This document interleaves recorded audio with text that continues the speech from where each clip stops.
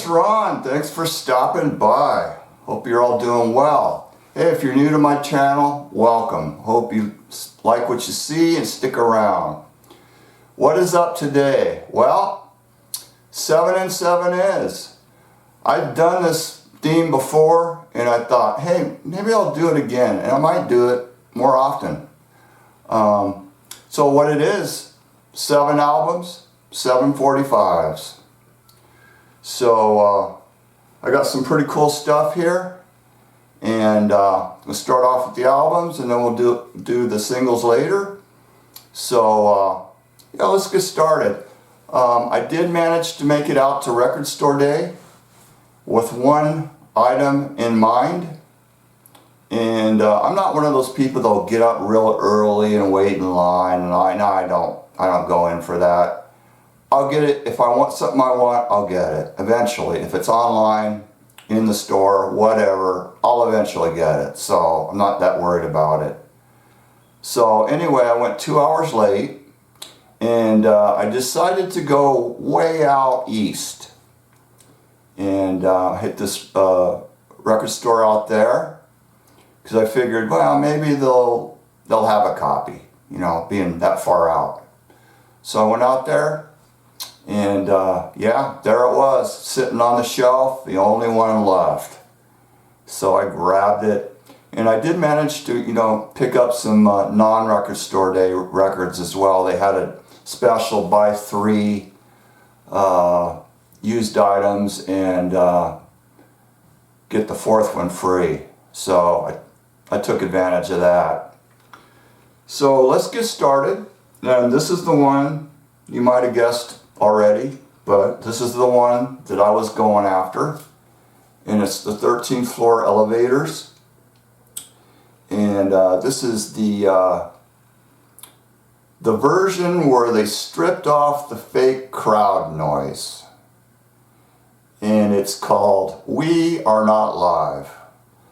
I think another name for this would be 13th Floor Elevators Naked, but the Beatles already beat them to the punch on that.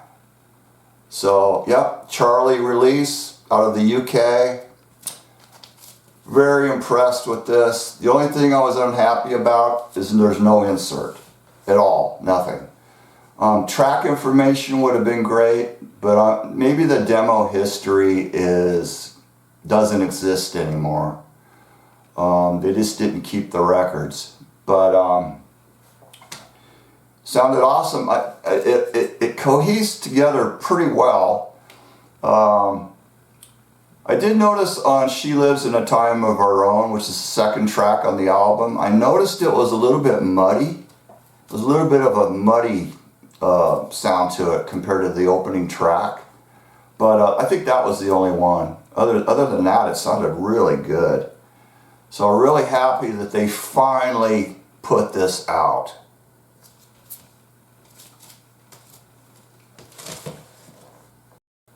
Okay, this next one is one I found out in the wild at a record store, and I don't usually hit this store up very often, but I'm glad I went that day because I got something that I've been wanting for a long time, and I'll just show it. It's the Moving Sidewalks Flash.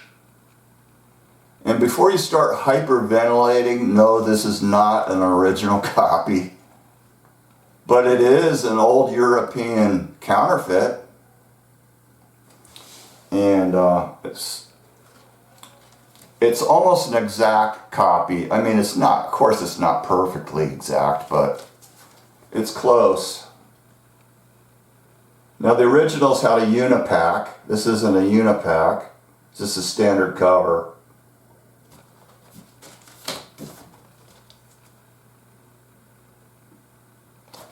Yeah, I had the Eva compilation back in the 80s, which is it's tracks from this album plus some tracks from non-album 45s. But I like this much better. They reproduced the original Tantra label.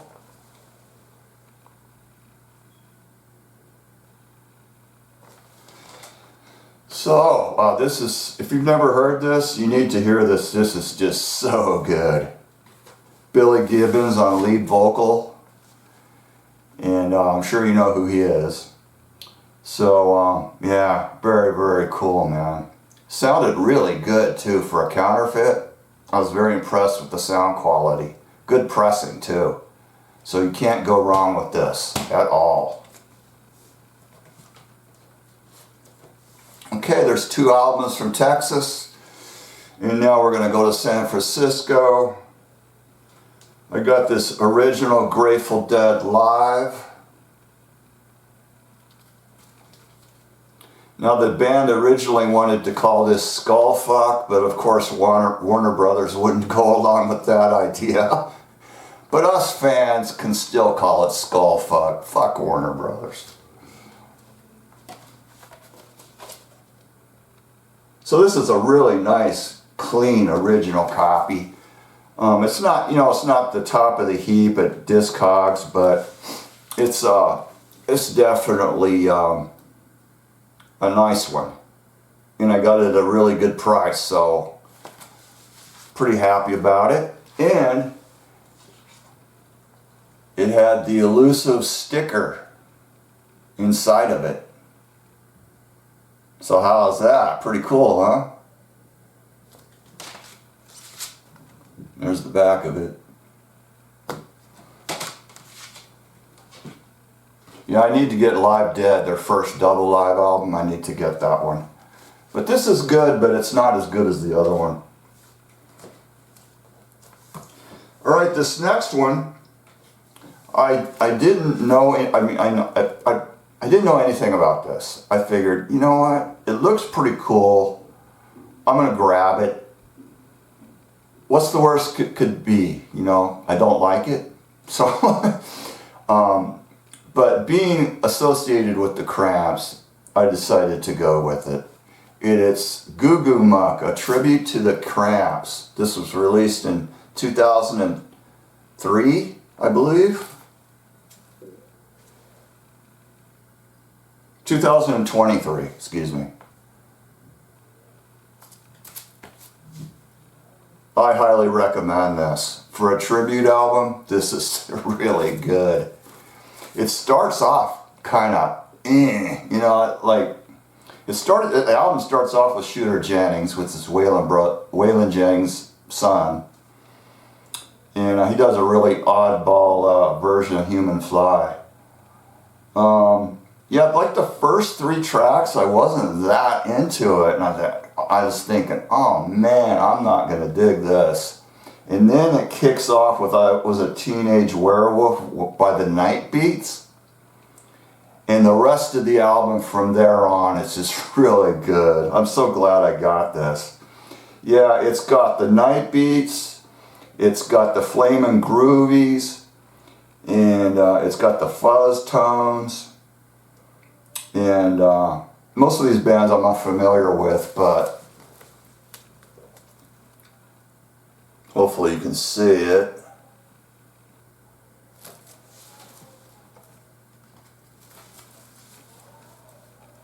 Purple splatter vinyl, pretty cool. Yeah, I recommend it. I really do. I don't think it's it says limited edition, but what does that mean, you know? But yeah, cool. This next one is Lords of the New Church, Nothing is Sacred. Headed up by Stiv Bators. And I think this is their first album, 1983. And I remember seeing, I first found out about these guys on MTV. There was a video that they used to play. And I haven't seen that video since back then. I should try and dig it up and watch it. I'm not sure if that song is on this album, and it might be off of their second album. But I was really surprised with this. I always had the idea that it was going to be kind of mediocre-ish, new wavy type music. Side 1 is just punk rock, man. It's so good. I was really impressed. And then side 2 kind of goes into what, you know, what I thought it would sound like. But this is probably their best album. Let's see. Oh, it did have the inner sleeve. It's on the IRS label.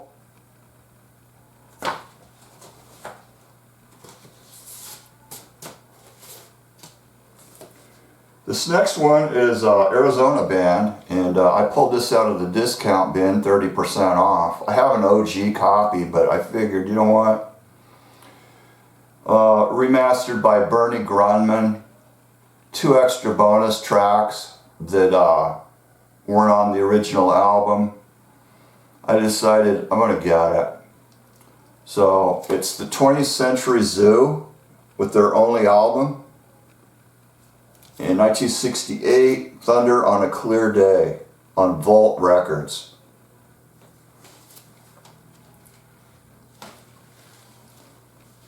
And it's on.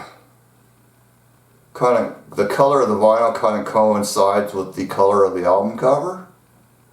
Now, it's supposed to be splatter. This is sort of splatter, but there are some of them that look, you know, like what splatter should look like, you know, the starburst around the label kind of thing. But this is quite different.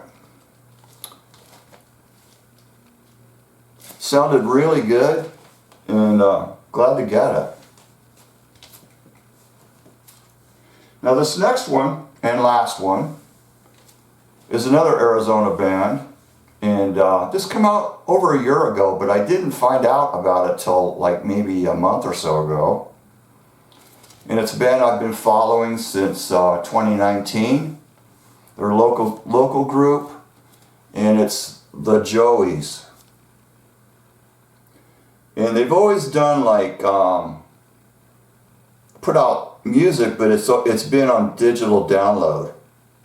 So this is their first physical record that they've put out since they've been together. And when they started out, their ages ranged from 14 to 16. They were just a bunch of kids. And very talented kids though, let me tell you. And I've been watching them grow up over the years. They've done some really nice music, really good professionally made music videos. So, yeah, glad to get it. My only complaint is, well actually I got a couple of, if I had to critique it, I would say I didn't like the red vinyl. I think gold would have been much better, you know, more of like a desert theme to go with the Swirl Cactus label. And also, probably could have used one more really good rocker on this, to just maybe 2 would have been better, just to boost it up a little bit. Some of it's kind of soft, but it's good music, you know. It does rock though. They're sort of a retro rootsy band. It's not like pure rockabilly or anything like that. That's an influence, but it's not retro, you know. They just take that and use it into their own sound. So it's pretty cool. So yeah, this is good. This is a good record. 3-piece group, 2 guys and a girl, and they just recently added a keyboard player, and I think he really adds to their sound. Really, I mean, I was impressed with him. So I'm glad that they got him. So good stuff. It's a private press. They put it out themselves, no label. Limited edition of 300 copies. And I got that directly from the merchandise guy when I went to see them a few weeks ago. And sounds really good. Awesome pressing too. I mean, couldn't be happier with that. So, the Joeys. Yeah, keep an eye on these guys. They were voted Best of Phoenix in Alice Cooper's Proof is in the Pudding talent contest.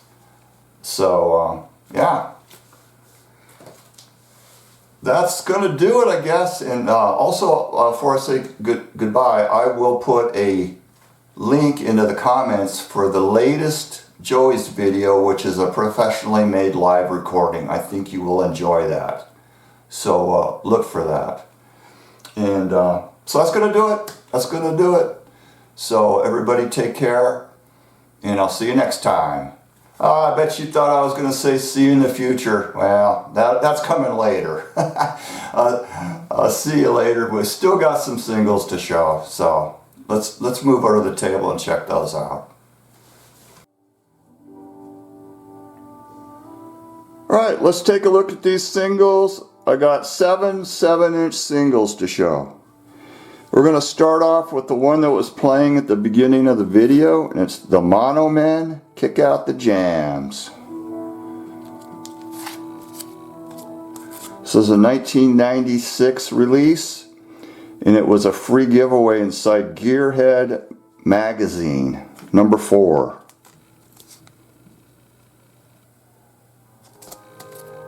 It's a split single. It's got the Mono Men on one side, and then it's got Girl Trouble on the flip side.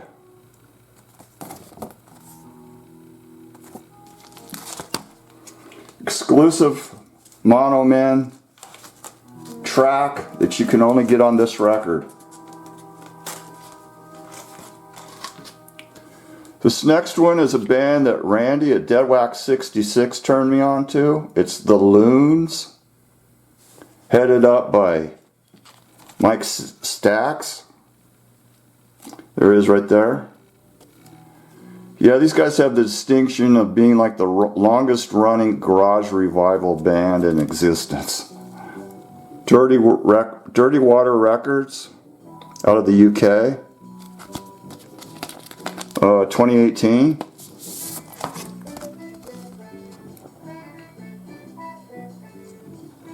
Really cool garage psych revival. Saw that in the record store used, and I didn't hesitate.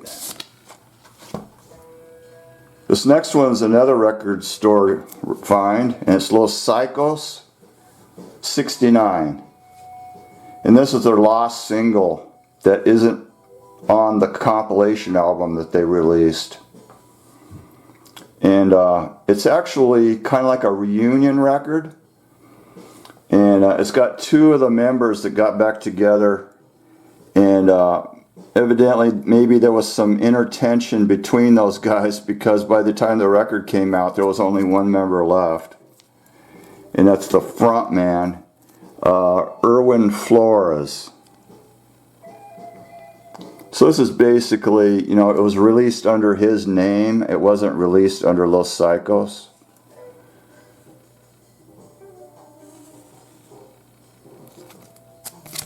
Monster Records came out a few years ago. Here's a later reunion picture of them on here on the back.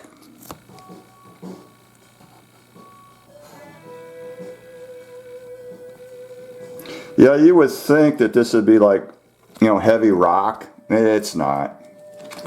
I don't know what you call it. It's just light rock, I guess. Is it essential? No. It's cool to have if you're a fan of the band. It's cool to have, but it's definitely not essential. But yeah, it's all right. Cool. This next one is really cool. It's George Brigman and Split, Silent Bones. These guys were out of Baltimore, Maryland, and this is an original 1985 release. 5 songs on the Bonafide Records label.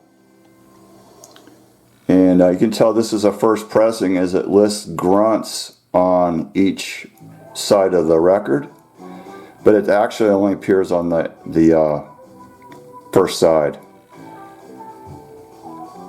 So when it was repressed, they corrected that. So everybody wants this one, so yeah, it was a cool find. I didn't even know what I was getting, you know, I just ordered it and it turned out to be the first press. So this is really good. 5 tracks, plays at 33 1/3. 2 heavy rockers with vocals, and then the rest of it's instrumentals. So yeah, there's some pretty cool video on YouTube with these guys, with interview. So check that if you have a mind to. This next one is Wicked Lester. This is a band that I first found out about from Michael's channel at Near Wild Heaven. They were from Cleveland, Ohio. They only released 1 record back in the day, 1981, and they were still in high school at the time. And not a fan of that front cover, but you know, whatever. You Are Doomed is the name of it, and what it is, it's got a reproduction of the labels for their single. Well, that's wrong. There it is. And that was the A-side. So, and for the remaining 3 tracks, previously unreleased stuff. Really good, hard, raw rock. Very, very likable. Sounds more 70s than 81, that's for sure.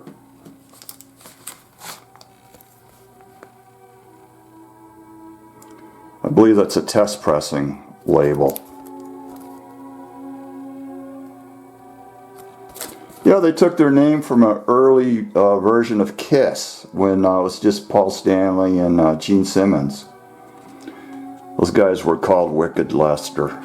So yeah, I found that used in the record store, so very cool. This next couple are Arizona records. And the first one is the Meat Puppets, and this is brand new. It just came out, and limited edition of 300 copies. It's a Zia Records exclusive, and that's a decal stuck on the shrink.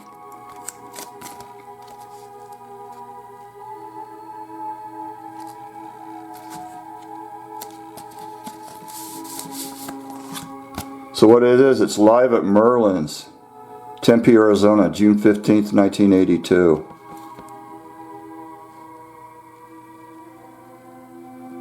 Kurt Kirkwood on vocal. And yeah, this is just like,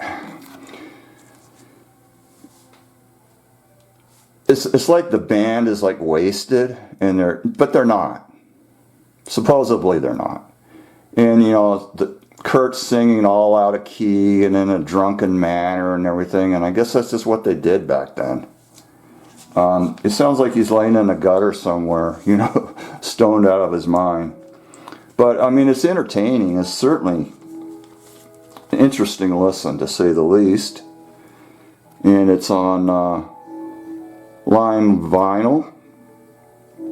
So actually there's about, I think there's 5 of these in the series, and they're all from different states. So this one's from Arizona, and then there's like, I think 4 more that are from other states, exclusive to a certain record store. So if I was to want them all, which I don't think I do, I would have to, you know, order them online from each store to get them. And this next one is Yard Trauma out of Tucson, Arizona. And this is a first pressing with the original sleeve. And some people and no conclusions. I believe this is the first release on Dionysus, which was founded by Lee Joseph. There he is right there in his Beatle wig. The record itself was pressed in Tempe, Arizona at Superior. Okay, I went through a bunch of shit with this one. I bought it from an online seller, and when it was listed as near mint, and when I got it, it was missing the sleeve, so it's just the inserts. So I didn't want to send it back because the record is literally mint, and I don't think I would find a better one. So he said, you know, if you don't want to return it, I believe I have a sleeve for you.